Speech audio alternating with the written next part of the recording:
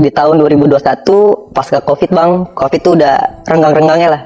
Jadi aktivitas tuh udah diperbolehkan. Jadi itu gue mau pembukaan majelis lagi bang. Dan situ gue rapatin sama anak-anak buat pembukaan. Nah gue ditugasin buat nyari bambu umbul-umbul bang waktu itu. Gue nyari di hari Minggu bang. Nah gue nyari bambu tuh di kawasan Cipayung Jakarta Timur bang. Gue nyari di situ nggak ada yang cocok lah bang. Harganya sama budget gue. Gue nemu lah bang salah satu TPU umum. Di situ tuh kuburan Covid tuh masih baru bang. Jadi TPU umum tuh ditambahin kuburan Covid. Apaan bambu nih kata gue. Wah cakep juga nih bambunya tinggi-tinggi. Gue izin lah bang sama si penjaga TPU itu bang. Pak boleh minta bambunya nggak? Kalau nggak saya bayarin pak per satu bambu. Dan si penjaganya ini ngomong nggak apa-apa ambil aja. Cuman yang di pinggir kali. Tapi jangan banyak-banyak 10-15 aja kata dia. Gue bilang oke, gue bilang gitu bang. Gue putusin tuh sore harinya bang. Gue nebang tuh bambu sekitaran jam 4:30 atau jam 5 waktu itu. Nah di situ tuh gue percaya diri banget bang, biar gue aja gitu ya nebang. Gue tebang bambu satu bambu, oke kecabut, 2 bambu kecabut. Nah pas ketiga bambunya ini ada kanen bang, gue bacok itu bambu, ini goloknya mental bang ke badan gue. Jadi gue bacok, dar, balik lagi bang ke badan gue. Di situ gue udah merasa aneh, kata gue, wah kenapa nih? Dan akhirnya singkat cerita, dapatlah gue 10 bambu. Karena hari udah mau maghrib kan bang, bambu itu gue bersihin di situ bang. Itu bambu gue bersihin, nanti malam aja nih gue ambil nih bambu. Itu bambunya itu gue taruh situ bang. Jadi itu lokasinya itu makamnya itu luas banget bang, kayak taman. Dibikin taman, di sini kuburan Covid, di sini TPU umumnya. Nah gue tuh nebang bambunya tuh di pinggiran, itu ada kali, tuh gue nebang di situ. Dan akhirnya gue bilang nih sama si penjaga ini, Pak saya nitip ini dulu, nanti malam saya ambil pak, sekitaran jam 10 jam 11 lah. Baiklah bang, gue ke base camp bang.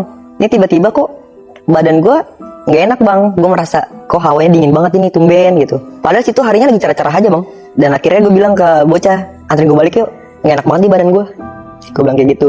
Terus kata anak, ntar aja dulu mu, habis sisa, kata dia gitu. Kita ngopi-ngopi dulu. Nah gue tetap kekeh bang, anterin gue balik, badan gue nggak enak banget ini. Gue bilang kayak gitu. Sampai lah gue bang di rumah, diantarin tuh sama temen gue. Nah di rumah ini badan gue tuh panas dingin bang, padahal tuh gue udah pakai kipas angin. Kok gue keringatan terus nih. Singkat cerita malam lah, niatan gue tuh gue balik lagi bang ke base camp. Niatan gue karena di situ gue udah nggak kuat, udah pusing kepala gue. Akhirnya mama gue mutusin, yuk kita ke puskesmas kata dia. Kita cek. Nah dibawa bang gue ke puskesmas nih sama mama gue. Dicek lah sama dokter. Ternyata panas gue tuh hampir mendekati 50 bang. Mungkin kalau buat anak kecil aja udah kejang itu bang. Dikasih lah gue antibiotik lah bang sama dokter di situ. Singkat cerita gue pulang. Itu badan gue kayak udah sehat aja bang. Lah gue mutusin buat balik lagi tuh ke anak-anak. Pas gue sampai base camp, tuh tiba-tiba gue ngedrop parah bang. Gue dibawa pulang lagi tuh sama anak-anak. Terus sekitaran jam 12-an malam. Gue sampai rumah tuh, gue dibawa ke kamar. Tiba-tiba tuh ada sosok nenek-nenek pakai pakaian zaman dulu bang. Jadi pakai kain sama kemben. Itu masuk bang ke kamar gue. Dia ngeliat muka gue cuma senyum.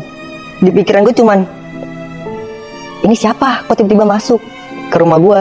Tuh nenek-nenek pergi bang, keluar kamar gue, pergi gitu aja udah. Dan akhirnya gue nggak bisa tidur bang di malam itu. Gue nggak bisa tidur, gue menggigil. Dan di sekitaran jam 3 atau jam 3:30 tuh hampir subuh, gue merasa kayak dicekek bang. Dan akhirnya gue mau teriak nggak bisa, gue berontak nggak bisa. Akhirnya mama gue bangun, ngeliat gue kayak orang kaku. Mama gue tuh teriak-teriak di situ bang, dibacain sebisanya mama gue lah di situ. Dan singkat cerita di situ gue udah lumayan enakan lah badan gue. Oke itu gangguan pertama. Di malam kedua tuh gue nggak ada apa-apa. Singkat cerita di malam ketiga nih bang, di tengah malam itu gue merasa dicekek lagi bang. Jadi ada yang datang ke rumah, gue nggak tahu siapa, nggak tahu sosoknya apa. Itu gue kayak merasa dicekek, badan gue dipegangin gitu bang. Gue nggak bisa napas, gue nggak bisa gerak, teriak aja gue nggak bisa. Dan akhirnya gue ngeluarin air mata lah bang. Gue nangis di situ.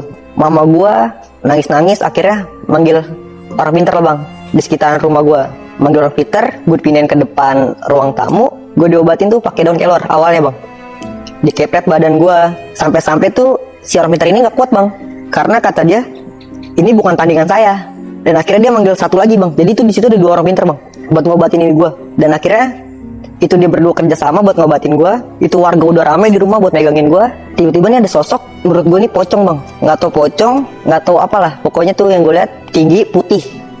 Itu ada di segerombolan tuh warga yang ngeliatin gue lagi diobatin. Situ gue melototin aja tuh, gue melotot ke arah situ aja tuh bang. Tiba-tiba gue kemasukan bang. Mama gue ngomong katanya, gue di situ udah nggak kendali bang. Gue loncat sini, loncat sana, gue lari ke sini, gue lari sana. Tuh sampai-sampai yang megangin gue ada 10 orang atau 8 orang megangin gue. Itu kalah tenaga bang. Gue diobatin dari situ. Ustadz gue dateng. Akhirnya bertiga tuh bang yang ngobatin gue.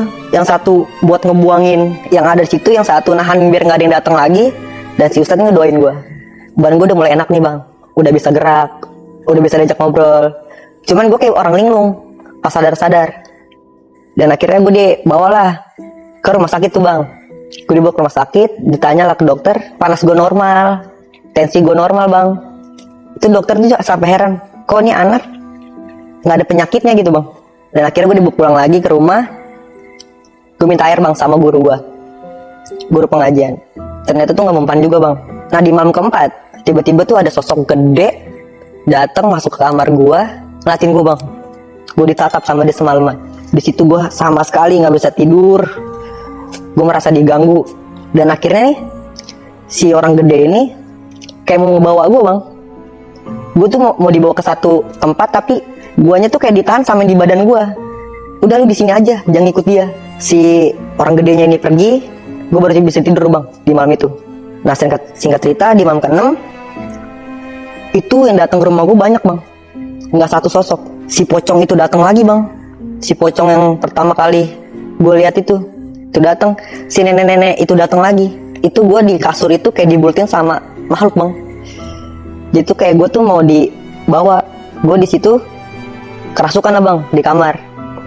Kerasukan yang ada di badan gue. Jadi tuh gue kayak ngelawan gitu bang di situ. Dan akhirnya dipanggil lah tuh orang-orang pinter bang. Dipanggil orang pinter. Saudara gue pada datang, udah rame lah rumah tuh. Di situ gue udah nggak sadar bang. Nah pas gue udah sadar, mama gue cerita ke gue bang. Tadi tuh kamu itu kemasukanmu, cuman nggak tahu itu siapa yang datang. Mama gue bilang, kok bahasa Jawanya pase banget gitu. Sedangkan gue orang Betawi bang. Lu ngerti dari mana? Gini. Ya gue jawab dong, kamu nggak tahu mak? Bilang gitu. Kata dia, lu tuh ngamuk-ngamuk mau di situ. Mama udah nangis, orang-orang udah bacaan dah di situ bang. Dan akhirnya di malam itu tuh rumah gue berantakan bang, karena gue loncat sini kata dia. Gue naik ke atas lemari, gue mau buka pintu, gue mau lari ke depan. Dan akhirnya di situ orang pinter ini nggak kuat bang buat ngobatin gue. Dan akhirnya tadinya gue mau dibawa ke Banten. Gue bilang nggak usah, gue bilang kayak gitu. Di rumah aja nanti juga sembuh. Gue masih ngebatu tuh bang. Pemikiran gue tuh halu bang di situ bang. Kayak, iya apaan banget sih? Gue belum pernah ngerasain kesurupan. Gue pengen tidur tadi gitu kan. Terus kata mama gue, udah ya lu, ayo kita berangkat. Lu mau sembuh nggak? Kata dia gitu. Udah nanti juga sembuh. Nah singkat cerita, di hari ke-7 gue ngamuk lagi bang kata mama gue. Gue ngamuk lagi, diem aja gitu. Tapi gue berontak, kayak mau ngelepasin iketan gue nih. Gue kayak diikat, gue berontak kata mama gue. Di situ mama gue manggil lagi orang pintar. Dan akhirnya gue dikepretin tuh bang, pakai daun keror lagi. Gue dikepretin, alhamdulillahnya tuh gue sadar tuh bang. Gue sadar, terus mama gue ngomong, udah mau, ayo kita berangkat. Ayo kita berangkat ke kampung, kata dia gitu. Dan akhirnya gue putusin, udah kita berangkatlah ke Banten. Banten ini kampungnya bokap tiri gue bang. Berangkatlah gue ke Banten. Diobatin lah gue bang di Banten. Nah sampai di Banten ini, gue diajak ke rumah salah satu petua situ bang. Nah sesampai gue di rumah petua itu, awal gue ditanya, kenapa? Kata gitu. Awalnya tuh mama gue bilang, ini anak aneh, kata gitu. Nggak sakit tapi kayak orang sakit. Dipegang lah bang gue bang sama si petua ini. Awalnya dia megang tangan gue. Nah ternyata kata petua itu, ini anak bentrok gitu. Yang di badan sama yang di tempat dia ngapa-ngapain nih, kata gitu. Dan gue ditanya, emang kamu bisa ngapain? Kata dia. Gue bilang, saya bisa nebang bambu di kuburan, gue bilang gitu. Dan akhirnya si petua itu masuklah bang ke dalam rumah, ngambil kembang bang, ngambil kembang 7 rupa, terus dibacain apa tuh, ditaruh air, dibacain, gue disuruh minum. Dan tiba-tiba nih mama gue kerasukan bang. Mama gue kerasukan sama si sosok nenek itu bang. Dan akhirnya si petua itu ngajak ngobrol lah sama si nenek ini bang, yang masuk ke raga mama gue. Nah si nenek-nenek ini pertama tuh nggak mau ngaku dia tuh siapa, terus ngapain gua berantem lah tuh si petua ini sama si nenek ini. Bukan berantem ngadu ilmu bang, kayak ngadu bacot. Akhirnya si nenek ini nyerah, dia ngaku lah bang, anak ini udah ngerubuhin rumah saya. Anak ini datang nggak ada ngucap salam, rumah saya main tebang aja kata dia. Nah pas gue denger, gue mikir, berarti yang kemarin gue nebang bambu di kuburan itu bang. Gue situ baru mikir, oh iya, gue nggak pakai baca bismillah, gue nggak permisi. Gue datang tuh langsung gue bacok aja tuh bang, bambu, langsung gue tebang aja. Dan akhirnya di situ gue minta maaf sama si nenek ini. Gue bilang, ya nek, saya minta maaf karena kesalahan saya, gue bilang. Dan akhirnya si nenek ini bilang, nggak semudah itu kata dia. Kamu harus minta maaf ke semua kata dia, ke semua makhluk yang ada di situ. Dan akhirnya gue bingung bang, gue minta maaf ke siapa? Karena kan dia makhluk goib bang. Dan akhirnya si petua ini nyaranin gue disuruh bawa sesajen bang ke kuburan itu. Dan akhirnya gue dikasih pusaka tuh bang, pusaka berbentuk kujang tapi kecil bang. Kata si petua itu pakai buat kalung katanya. Dan akhirnya ya karena gue ngikutin aja ya, gue pakai tuh bang. Ternyata tuh gue teror nggak sampai situ doang bang. Di malam-malam berikutnya tuh si nenek itu tetap datang bang ke rumah gue. Apa entar itu di dapur kayak dar barang-barang rumah gue berantakan bang. Nanti tiba-tiba lemari gue nih kebuka, terus baju gue kayak lempar-lempar bang. Dan akhirnya gue bilang ke mah bisa jajan mah. Jadi kamu kesana. Pas kamu sembuh nanti kamu kesana. Gue belilah bang kembang 7 rupa, kelapa. Dan akhirnya tuh gue ke kuburan itu.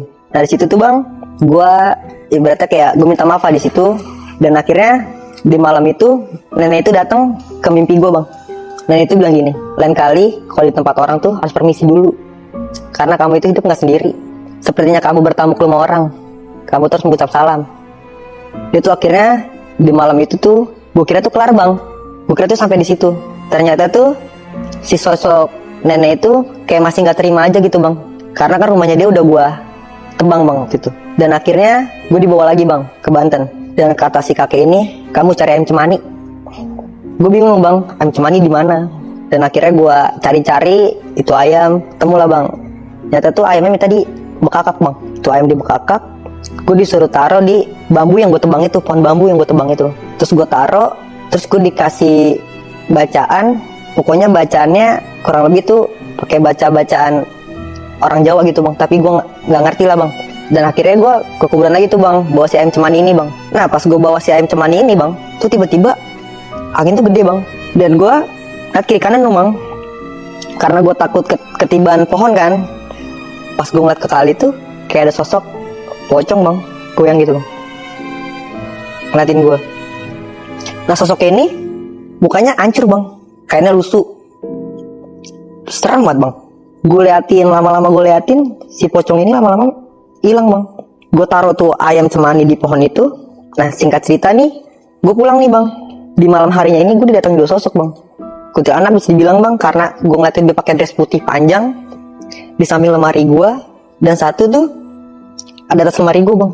Itu sosoknya kayak pocong sambil duduk gitu bang, kucang-kucang kakinya. Nah si kuntilanak ini nih kayak sambil ketawa bang. Itu tawanya melengking banget, kayak nih. Di situ gue baca ayat kursi, pokoknya baca-bacaan yang gue bisa. Dan akhirnya si sosok 2 ini tuh makin lama tuh hilang bang. Singkat cerita gue tidur nih bang. Nah di mimpi gue ini nih, gue kayak ada di satu kampung, tapi tuh asri banget bang, kayak zaman dulu banget gitu. Nah di situ tuh gue ngeliat si nenek itu lagi bawa kayu bakar bang. Nah di situ gue ikutin dong bang, si nenek ini pulangnya kemana.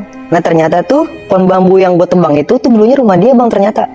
Jadi tuh dia tuh di situ udah bertahun-tahun lah, berratusan tahun mungkin di kuburan itu.